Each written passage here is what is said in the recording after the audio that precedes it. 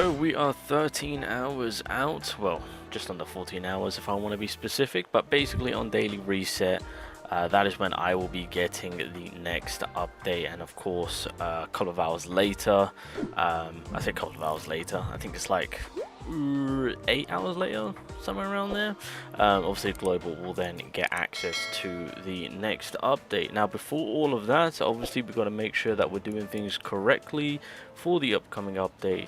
On top of all of that, wait, hold on a minute. Have they not added the? God damn it! They've like completely taken away the event planner. I thought they were going to bring that back, but apparently not. Okay, so that's fine. So we do have a update notice, and in here it kind of confirms a few things. So obviously, in terms of preparing for this upcoming update, as you guys can see, there's going to be a weapon print, there's going to be a core engraving, and the one thing which we were waiting for any type of confirmation is that there is going to be that set engraving for Gin. And as I've already spoken about, we've already got a set that is already available for Gin in terms of supporting the thrust element damage, which is the Kaku card right here. But obviously Gin will be having his own, and I believe it's more in line for enhancing abnormal damage, and obviously that will be through this mode right here. So that being said, if you guys do want to stay ahead of the game when it all drops, make sure that you guys are saving up your 5-star, I don't even know what this is called, to be honest, but yeah, this material right here, just make sure you got all of that saved up. And then I typically always do the 50% off, so that way I can just bang out the max amount and then just get a variety of a haul, and then go back to farming to see if I can get anything good. But you might get lucky, so obviously make sure that these shards are at the ready in preparation of the new set engraving coming in. Unless you've got something that is already solid with the Ikaku set, that is also valid. Just want to put that out there, plain and simple, that is also valid. So that way it kind of eases off from you actually running a set for the abnormal side of it. Well, you can double up, to be honest, if you've got a good thrust set already. So just kind of wanted to point that out. But anyway, coming back to what more is being said, brand new content, a new event challenge for Gin has been added, being Void and Destruction. That's the Grimjow and the Ulquiera fight, so that's officially confirmed. There you go. New daily event called the Hidden Land, which we knew about. Yep, there it is. So the imprint optimization is dropping on January 16th. That is right. So yeah, the probability of obtaining a targeted imprint will increase, and the probability will further increase at each guaranteed drop is triggered until the probability resets after obtaining the targeted imprint. Alright, so coming back to the game itself now, make sure that when it comes to your keys, use them next week when they've improved it and they've added the rate up on the imprint. So that, I mean, again, I've spoken about that beforehand, but just be wary that it's releasing next week on the 16th. So make sure to save your keys up, make sure to save as much as you can up with your keys, so that way when it comes to that, well, it's not exactly a guaranteed drop, but when the probability rate up drops, you got your good chance of getting some stamp cards that you probably missed out on, or maybe you're missing one like myself to max out your Eisen. My Eisen is like 98% complete. Well, technically 198% complete. Just need that one stamp card and he's all done. Anyway, moving forward, we've got other optimizations. Engraving disassembly optimization. The quick engraving disassembly function now includes option for core engravings and set engravings. Oh, nice. Okay, well that helps out a lot.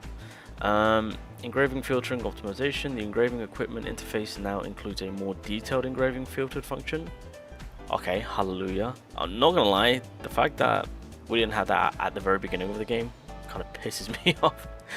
Bro, going through it was just so annoying. So, but hey, like we're a month in and they're already making some good quality of life update for the game itself, so I'll take that.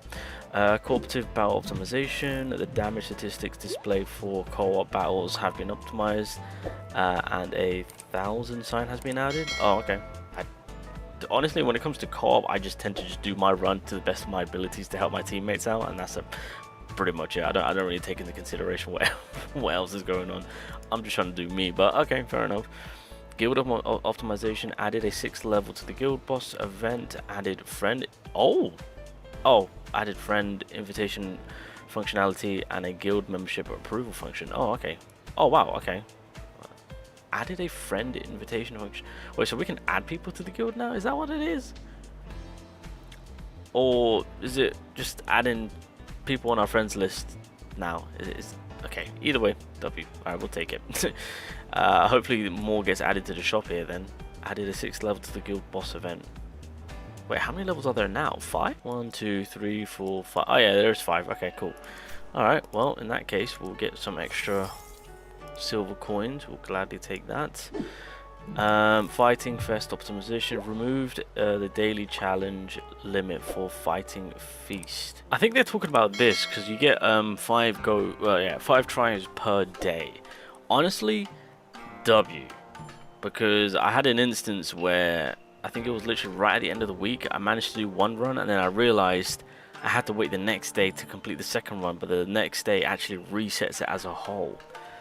I never really understood on why we would only get 5 fights per day. Just to me, it just made no sense at all. So, yeah, no, this is a W change. All right, cool. Happy with that. Beautiful. Okay, version update to provide you with a better gaming experience. We prepared a series of exciting events. So obviously we've got the 7-day check-in. We've got the journey begins. During this event, please complete complete event tasks to obtain painting canvas and receive corresponding canvas rewards. Instant snapshots, that's going to be for next week. Here we go. This is what I was waiting for. So as you guys know, I did a video yesterday informing you guys on the 3-week span on what we can farm up. Now, with the calculations that we have done, including what the game has to offer in terms of the 3 modes or the 3 ways of continuously getting currency, which correlates into pools, we calculated around about 12,101 or 201, I think it was.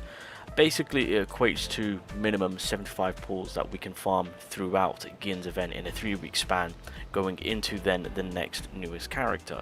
The only issue we had was we didn't know on what the 3rd week would be providing in terms of events. How many do we have?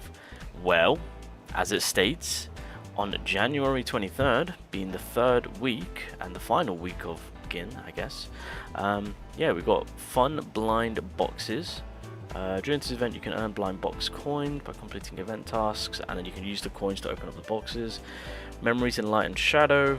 During this event, restore the disrupted light and shadow, and you'll receive rewards. And then court trial. During the event, Shinigami will appear in Soul Society that you can challenge. You can get rewards after completing the challenge series of event missions. So that's 3 events. Now, if you guys can remember, when it came to Aizen, we only had 2 events released right on the final week, which equated to I think it was either 600 or 640 jades.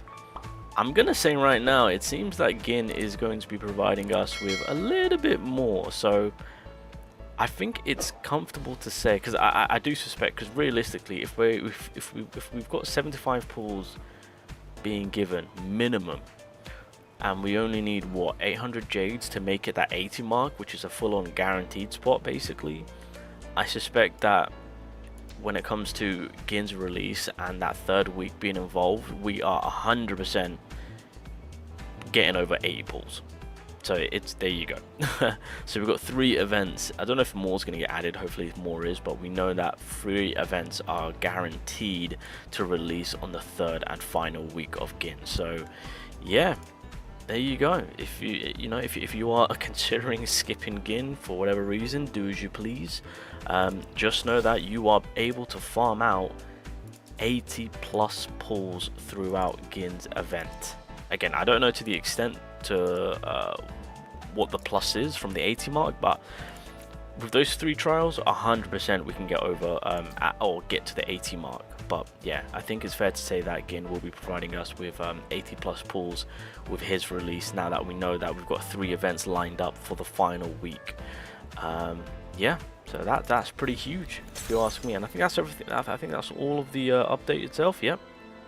So fair play to the developers. You know, when it comes to changing the characters release from two weeks to 3 weeks, They really made it so that it's worth our while now. So huge W on our end. And again, when it comes to playing this game free to play, friendly wise, yeah, it's been done in a very comfortable way. Probably one of the best gachas right now. I will admit. But before all of that, one last thing which I wanted to mention outside of the engravings and the corridor stamp keys that you want to save up.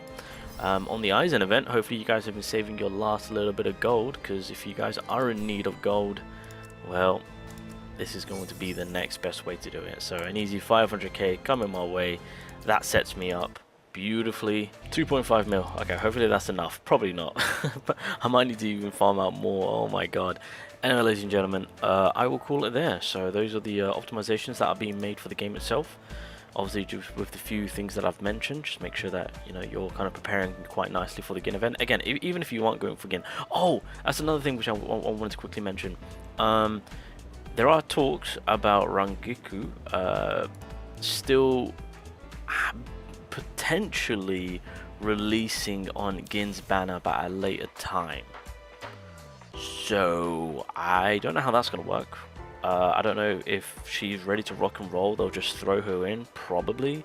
So to anyone that is also interested in Rangiku, although we get the initial character and her whole set for free, if you are looking to get dupes, your best bet was to potentially hold off from summoning for Gin, because if she does get thrown into the banner, let's say within the second week of Gin's update, then would be a better time to summon. So that way, not only are you going after the new high rarity character, but then Rangiku has a chance to drop, and then you've got yourself a maxed out thrust support abnormal damage unit, being Rangiku, of course. So if that's something that you're interested in, then just be wary that there is a chance of her just being thrown back into the banner during Gin's update at a later time.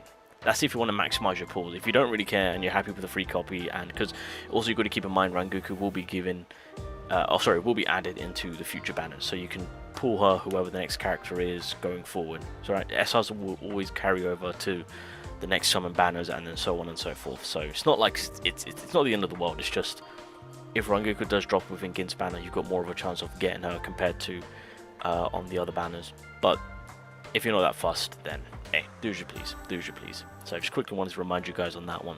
But that is everything. I think at this current moment, we are now just waiting on the update to happen, which is, yeah, 13 hours, 33 minutes. Alright.